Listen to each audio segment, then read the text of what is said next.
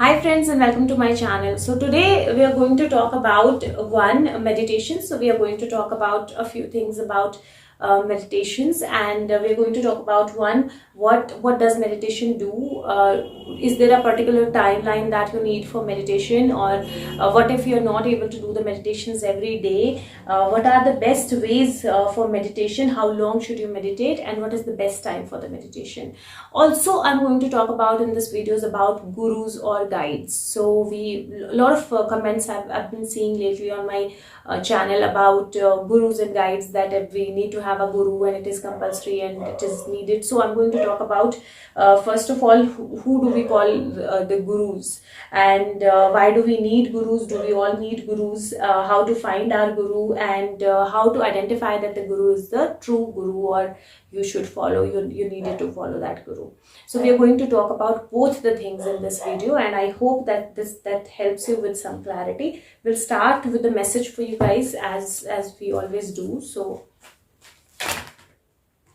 like I always say, guys, there are a lot of messages that come from English video, and I'm not sure why, because for Hindi video I never see these messages, like so many messages, and rather my English viewers are very less, but the messages for them are more.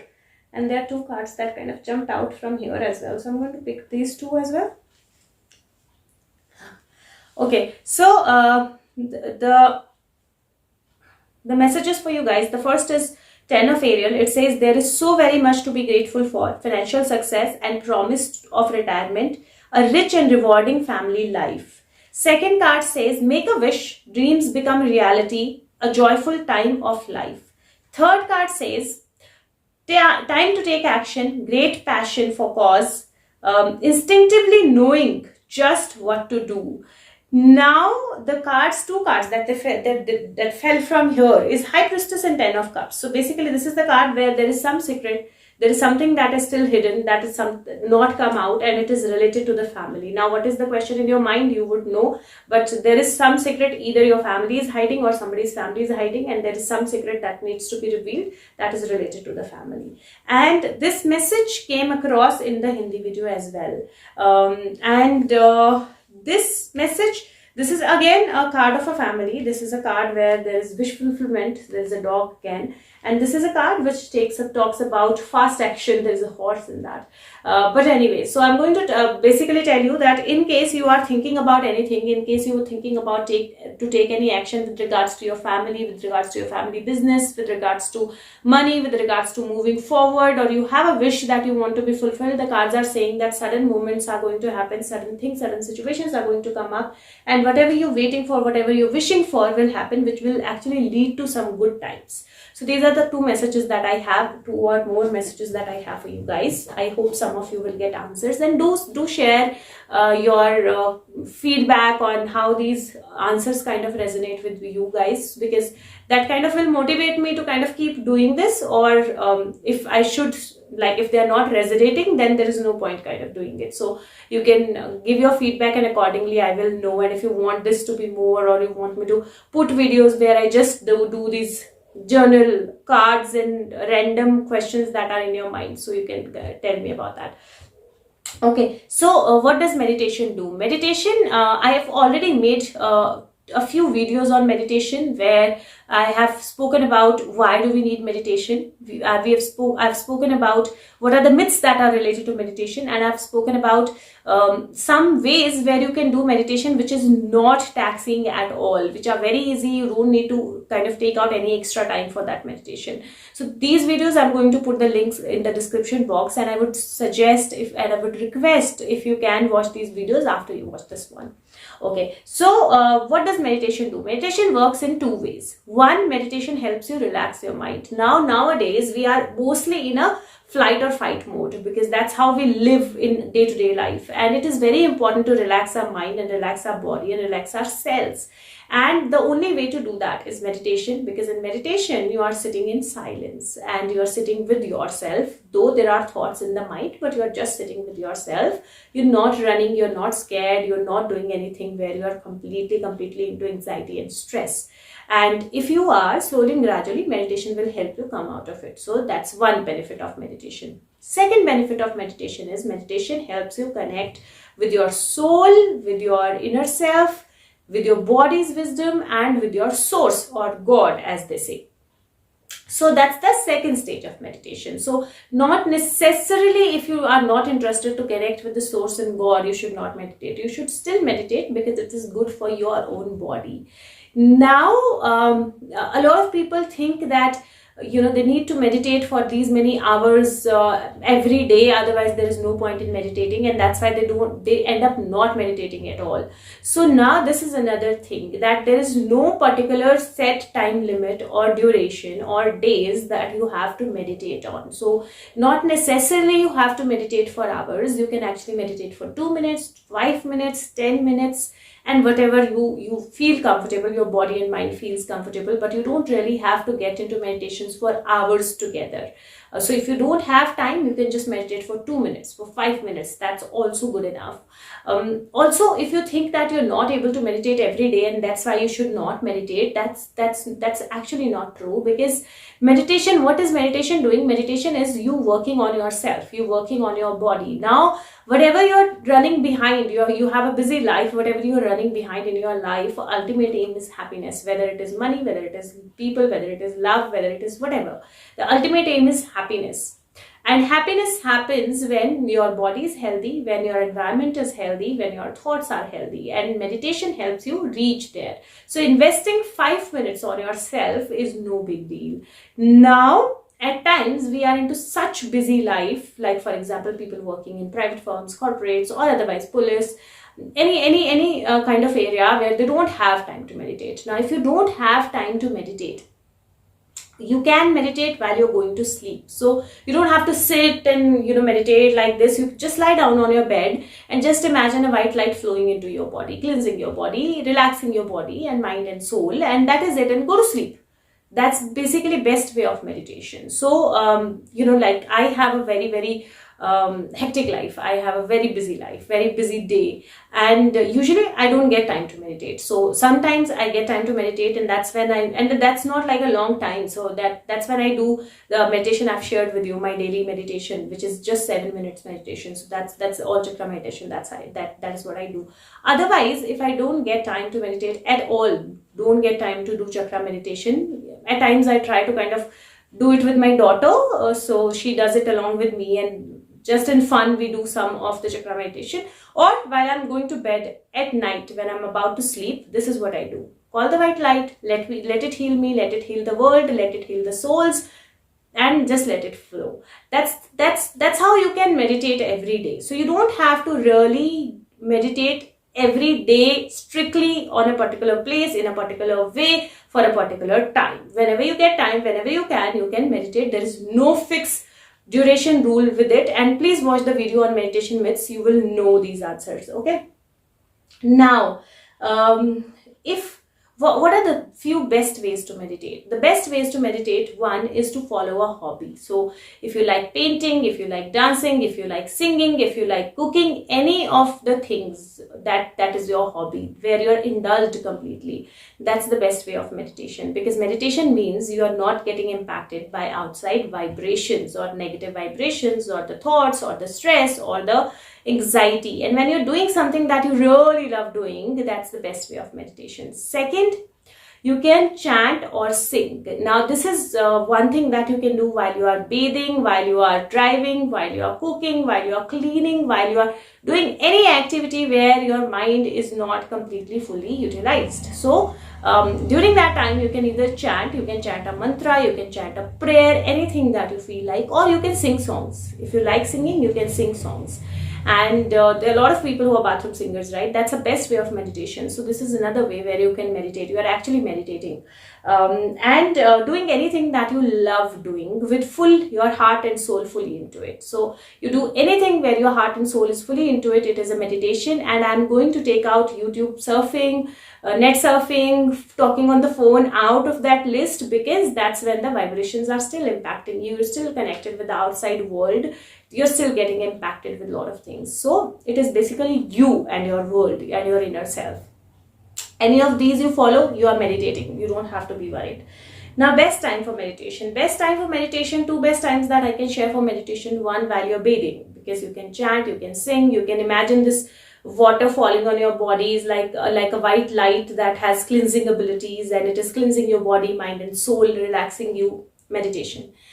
While going to sleep, like I said, that just imagine that white light flowing into your body, healing your body, mind and soul, relaxing the world, relaxing the universe, relaxing the earth, whatever you want to put into that prayer, and go to sleep. Best way of meditation, you're relaxed, you'll have good dreams, you're in a good pace with your subconscious, and it's amazing, it's good. So that's second best way of meditation. Now, for rest of the things, I would suggest, if you watch those videos and after watching this one and that one, you have more questions on meditation, you can send those questions through comments, and I will answer all the questions that you guys have. And you don't have to really follow a particular way, a particular technique, a particular thing for meditation. So that kind of makes it easy to meditate, isn't it? So please meditate every day. It's for your body, it's for your soul, it's for your happiness. Now let's come to the second part, the gurus. So who is a guru? In our life, any person that we meet who does any good or bad thing to us, or any situation that is good or bad to us, is a guru. Guru basically is somebody who's helping us to learn something. So anybody who's helping us to learn something is a guru or a teacher. Now this thing has come, like it has completely overtook a lot of people's mind, that if we want to follow anything, if we want to learn anything, and especially towards the path of spirituality or towards the path of knowing ourselves, we need a guru. Yes, we need a guru, but a guru or a guide can actually be in physical and non-physical form. Physical form gurus, who are human beings who are on earth, reincarnated just to help other people, they are physical form gurus. Non-physical form gurus are the souls or the guides or the angels that are assigned to each of the souls. So each of us have a guru and a guide. Now that is why you don't really have to have a guru who is into the physical form. Even if you don't have a guru or a guide who is into a physical form, you can still be connected to a guru or a guide who is into non-physical form, and you can actually still have your downloads, you can still have your awakening, you can still have your information, and you still can be connected with the God or with the source or with your own self. Now, how to connect with a guide or with the soul guide, like the guru or the guide in the non-physical form. For doing that, you can basically start doing meditations. You can start relaxing your mind, and I have already made a video that can help you connect with the guides and gurus. Basically, you need to set an intention that I'm open to receive the help, I'm open to move forward on my path, and I'm open to connect with you. When you are actually open, because free will, so when you are actually open, they will start connecting with you. And how will they connect? It will be a thought in your mind, it will be maybe a song on the radio, a number that you see over and over again. So there are going to be messages that will start flowing towards you. Now, the guru in the physical form. Guru in the physical form, if it has to come to your life, you don't have to go and get in search for the guru. Second, it is very, very important to identify whether he's a guru or she is a guru or not. Now, there are two types of gurus and guides that we kind of experience in our life in the Kali Yuga, this Yuga. One is actually gurus, actually guides. So they are people who are good souls, old souls, reincarnated to help people. Second are frauds. They are the ones who just want to keep you under their shell and get your money or get your time or whatever benefits they can get from you.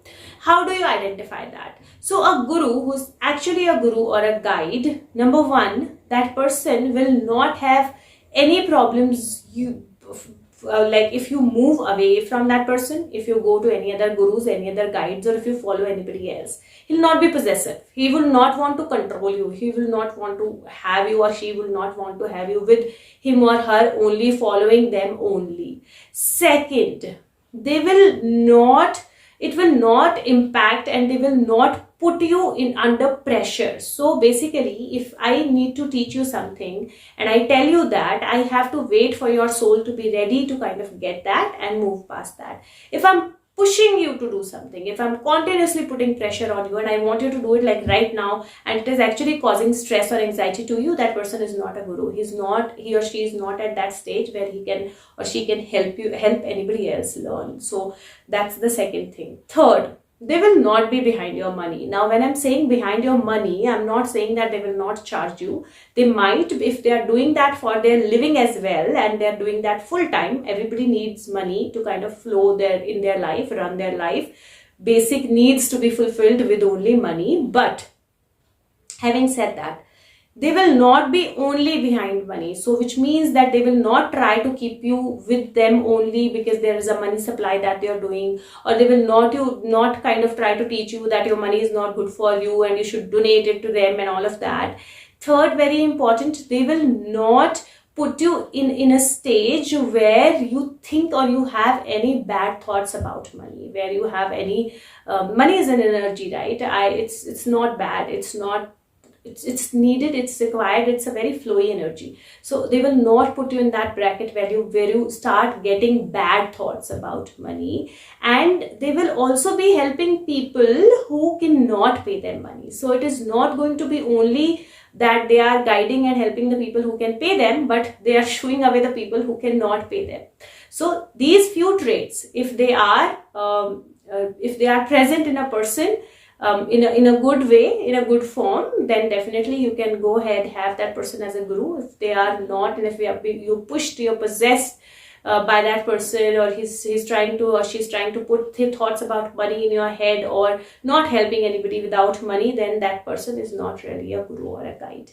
And last but the most important thing, it is not necessary to have a guru or a guide in the physical form only for you to learn, move and awaken. You can have a guru or a guide in a non-physical form as your guide, as a soul. And I already have videos, how do you connect with them, what are angels, how can you identify your own guru or guide or angel.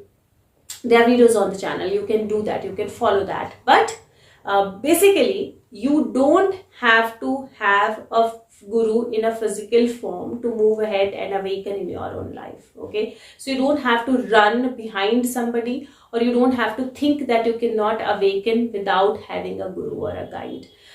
So I hope this helps you. I hope this helps you move through your awakening path. I hope this helps you kind of move on the next path of awakening, and meditate and not be overindulged into finding a guru or a guide. And somebody who's saying that I'm God, who's saying I'm this in this reincarnation, and you should follow me, or I can do like miracles. No, somebody who can do it, you will know it. He or she will just do it, not talk about it, not post about it. Okay, the person who is a guide or a guru are very grounded. Their energies should be very grounded. If they are not grounded, then that's not really in a right zone. So what's the message for the... See, again I said multiple messages. Wow, beautiful. Okay, so guys, I have two messages for you, and beautiful because first message is surrender your fear of change. It says the universe is reminding you that you're cared for always. Whether you are afraid of a change in your job, your health or a relationship, or if you fear aging or death, repeat the affirmation, I have faith and that all is well. So if there is anything that you're afraid of in your life right now, if there is anything that you are like not wanting to happen, not wanting to see, not wanting to kind of accept, the card is that don't fear the change. The change is for good. It is leading you where? It is leading you. Surrender to miracles. It is leading you to miracles. Be open to miracles occurring in your life. Feel and know that these events are real. Let go of any resistance and banish any doubt that miracle can happen. And absolutely, miracles only happen when we don't doubt them. Till the time you will doubt whether or not this thing is possible, it will not happen. So miracles only happen when you don't doubt them. So please release any doubt that you have with regards to anything in your life, and let go of the fear of change. Let the change come into your life, let the change happen, and when you let the change happen, you will see the miracles. So these are the messages that I have for you guys, and like I said, watch the videos, and if you still have questions, you can get back to me through comments. Like the video if you can, press the like button, and share the video with everyone if you can. Subscribe to the channel if you can. Thank you so much. I will see you with the next video very soon. Take care of yourself. Bye bye.